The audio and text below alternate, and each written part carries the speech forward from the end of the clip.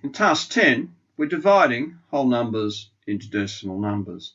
The key thing in doing these problems is to note where the decimal place is and keep your numbers nicely and evenly sorted, your digits I should say, above the numbers concerned. Now in the first instance, this is a division by 10, so it's a bit of a choice here. You could choose to move the decimal point one place to the right, or 0.91.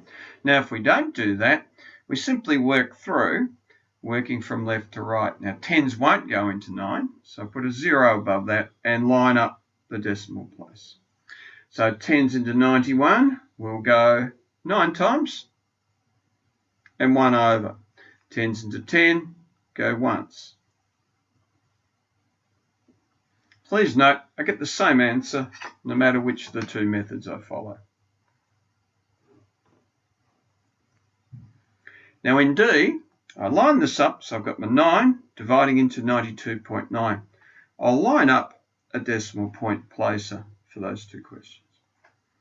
Now 9s into 9 go once, with no remainder.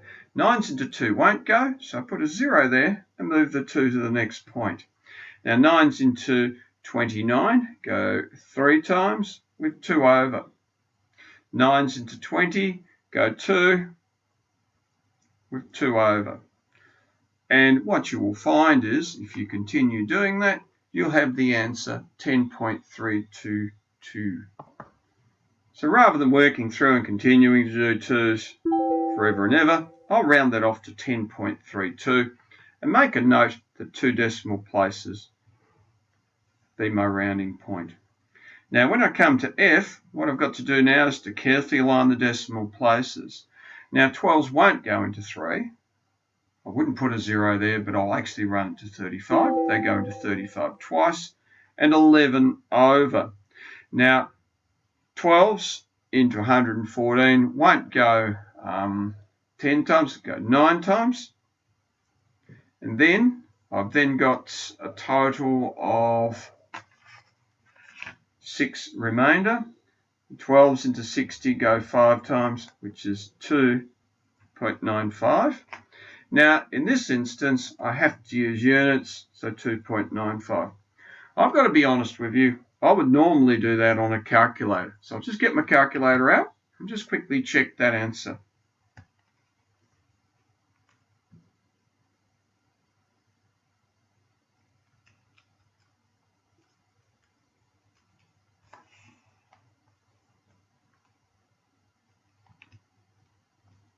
Calculator doesn't work.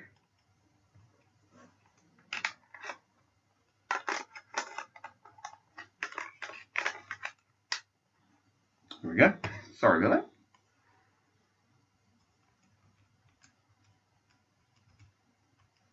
that. $2.95. And what you'll find is the further you get into this unit, the more involved the divisions become, the more outside what's reasonably expected for everyday experience, the more we'll be using our calculator. Notice here how I'll be using this little white, pink and blue calculator as my scientific calculator as I go.